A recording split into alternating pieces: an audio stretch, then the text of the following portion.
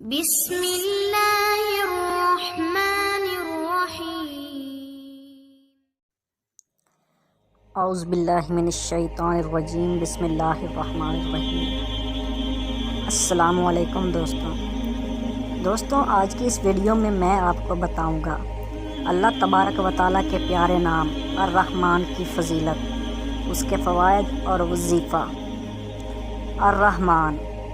الرحمن کا اردو میں مطلب بے حد رحم کرنے والا۔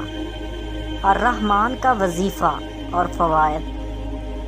اس اسم باری تعالیٰ کو اگر ہر فرض نماز کے بعد 100 مرتبہ پڑھ لیا جائے تو یقینی طور پر یادداشت تیز ہوتی ہے، علم و ذہانت میں بھی اضافہ ہونے کا باعث بنتا ہے اور دل کے وسوسوں سے نجات ملتی ہے۔